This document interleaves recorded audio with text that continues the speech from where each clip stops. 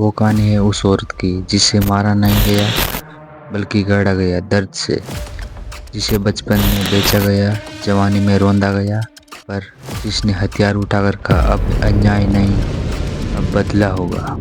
फूलन देवी का जन्म 10 अगस्त 1963 को उत्तर प्रदेश के जालोर जिले के गुर्रा का पूर्वा गांव में हुआ था। वह एक गरीब मल्ला परिवार से थी। बचपन से ही जातिवाद, भेदभाव और गरीबी का सामना किया। सिर्फ 11 साल की उम्र में उनकी शादी एक 30 साल से बड़े आदमी से हुई। वो शादी के लिए एक नर्क साबित हुई।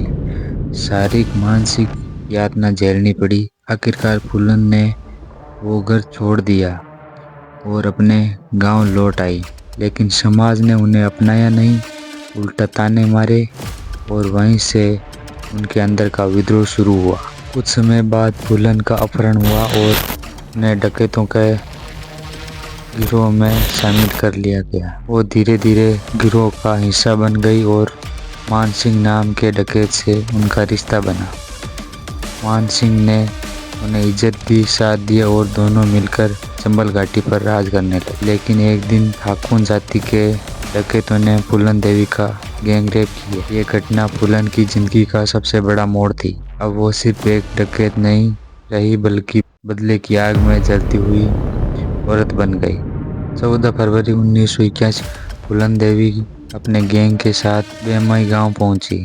वहीं गांव जहां उनके साथ अत्याचार हुआ था, उन्होंने अपने साथ हुए अपमान का बदला लिया और 22 ठाकुर औरतों को गोलियों से भून डाला।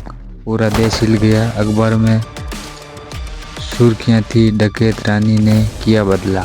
1983 में फूलन देवी ने आत्मसमर्पण किया। सरकार ने उन्हें आम अपराधी नहीं बल्कि लोकनायक के रूप में माना, क्योंकि उनके संघर्ष की जड़ अन्याय था।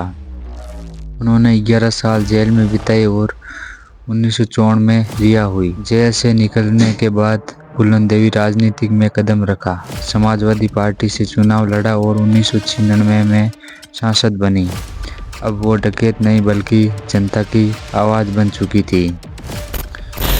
25 जुलाई 2001 दिल्ली में उनके सरकारी बंगले के बाहर शेर सिंह राणा नाम के व्यक्ति ने फूलन देवी की गोली मारकर हत्या कर दी। उसने कहा कि वो बेरमई गांव के ठाकुरों का बदला ले रहा था। फूलन देवी को लोग आज भी दो नज़रों से देखते हैं। कुछ के लिए वो न्याय की देवी और कुछ के लिए अपराध की रानी। लेकिन सच्चाई ये है कि वो एक औरत थी जिसने समाज के लिए जुल्मों के खिलाफ आवाज़ उठाई, भले ही वो रास्ता खून और बंदूकों से होकर गुजरा हो। उनकी कहानी पर फिल्म बेंडिंग क्वीन बनी और उनकी आत्मकथा आई फूलन देवी भी बहुत प्रसिद्ध है।